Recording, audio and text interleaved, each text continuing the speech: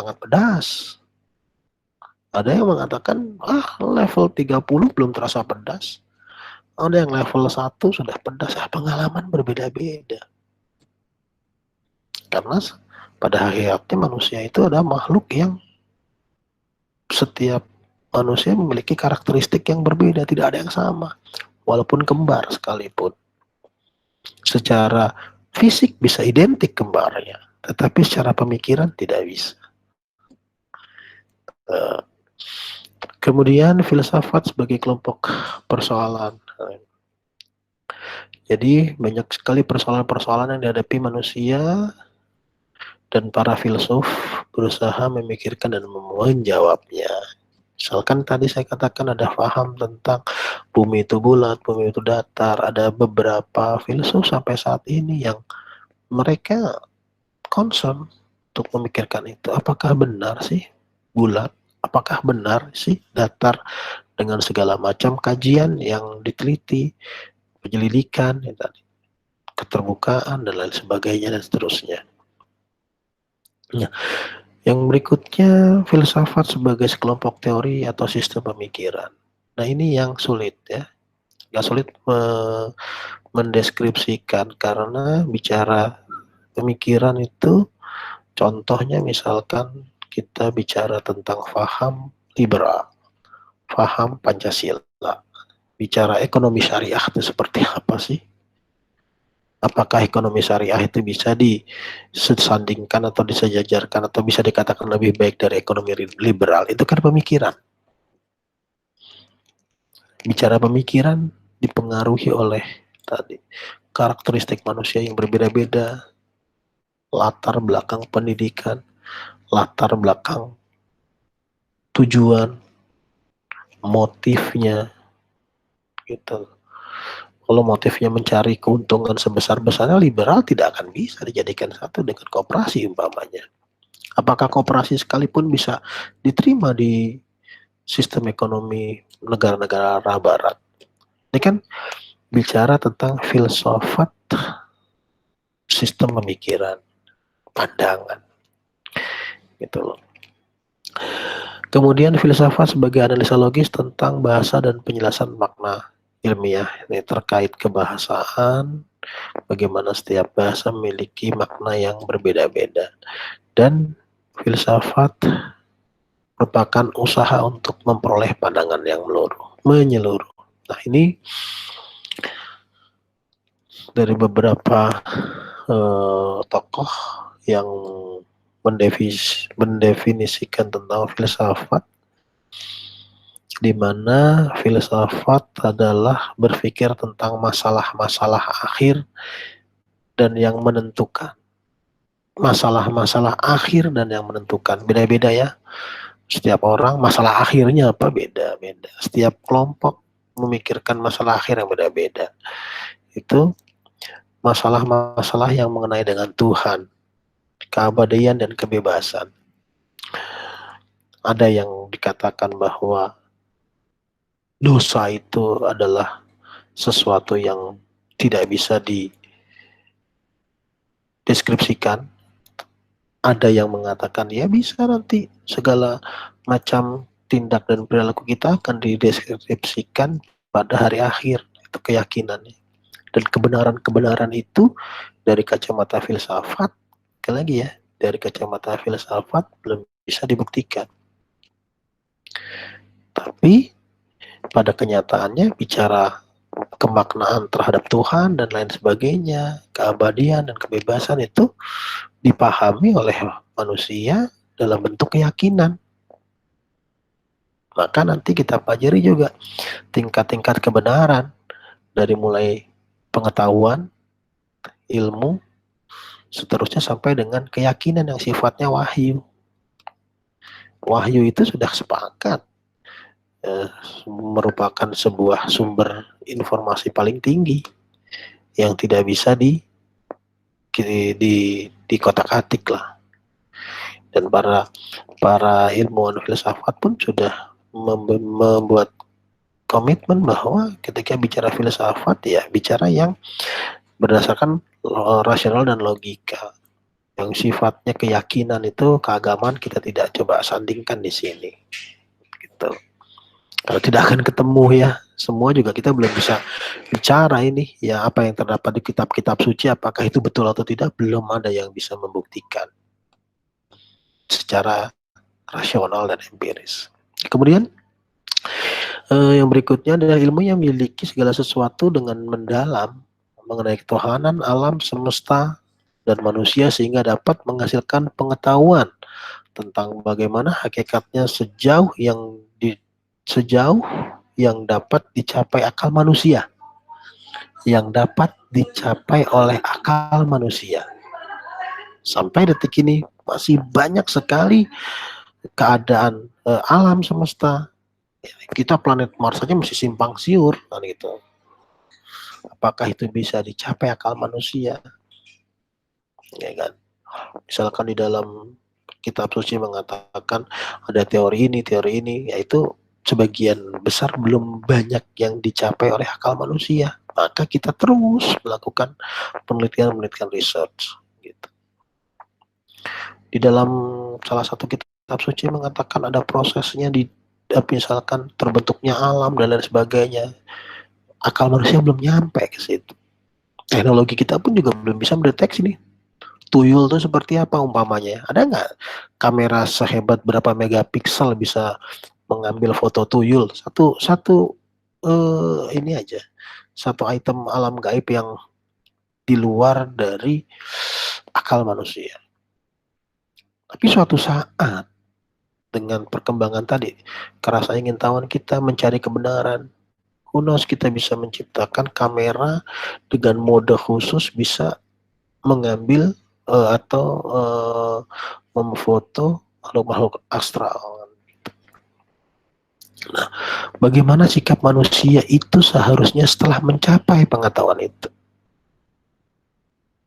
Diharapkan lebih baik. Misalkan kita bisa mengetahui dan mencapai pengetahuan tentang iklimatologi, sehingga kita bisa membuat jadwal bagaimana bercocok tanam yang baik, gitu loh, memetakan daerah-daerah dengan kontur tanah yang sesuai dengan tumbuhannya. Itu turunan semua dari sebuah filsafat. Gitu. Baik, nah ini yang berikutnya menelaah hal-hal yang menjadi objek dari sudut intinya, yang mutlak dan yang terdalam, yang tetap dan yang tidak berubah, yang disebut hakikat. Itu tadi ya, kita menelaah tentang alam, tentang fenomena-fenomena yang terjadi.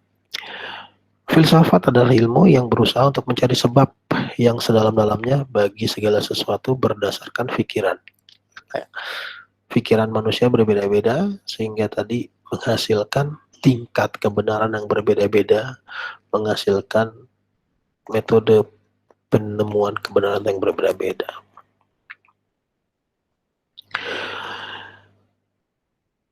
Filsafat merupakan pengetahuan yang menyelidiki segala sesuatu yang ada secara mendalam dengan menggunakan akal sampai hakikatnya, dan bukan mempersoalkan gejala-gejala atau fenomena, tetapi yang dicari adalah hakikat dari suatu fenomena.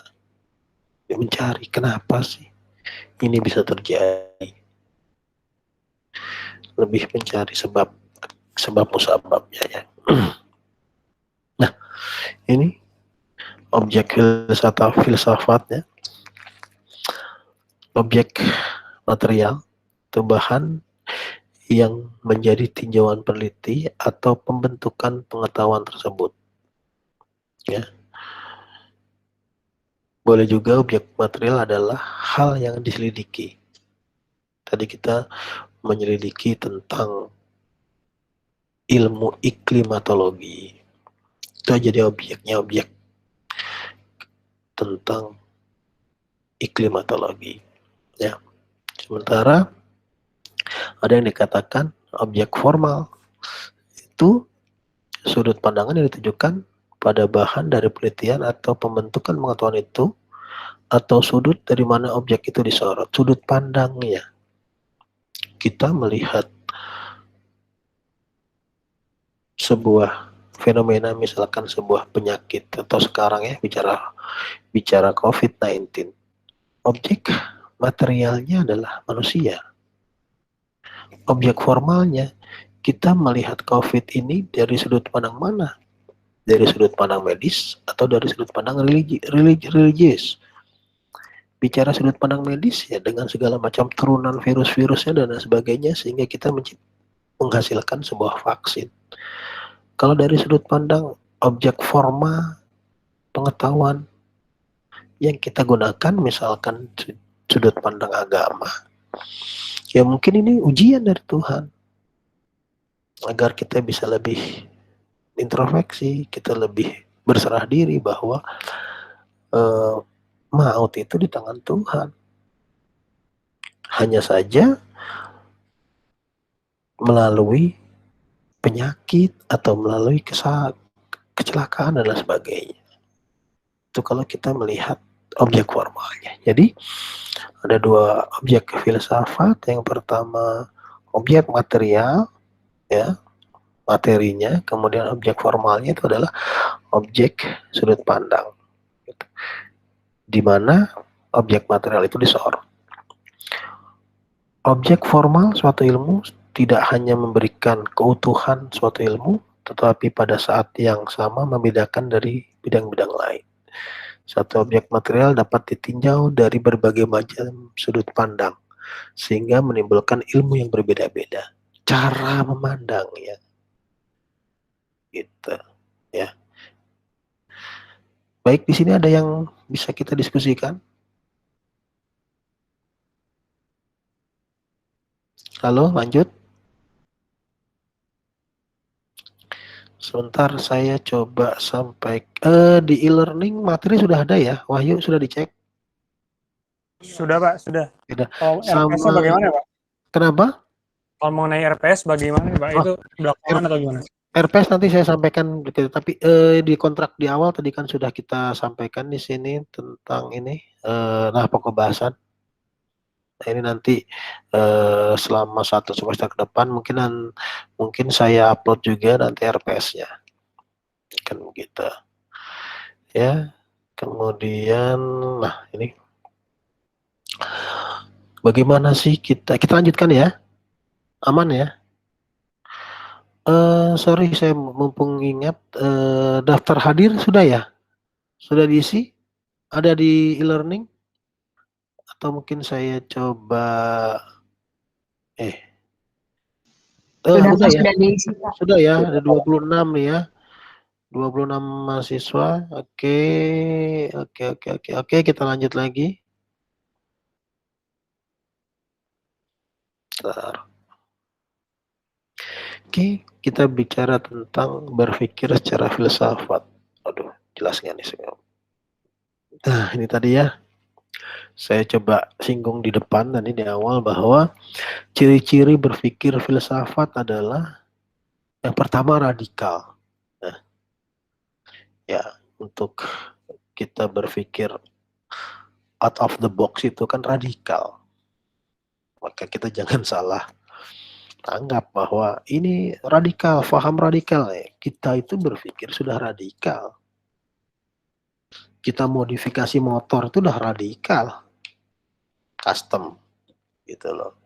Kita mengcustom casing HP pun sudah radikal, karena standarnya casing HP ya seperti ini kan, gitu loh.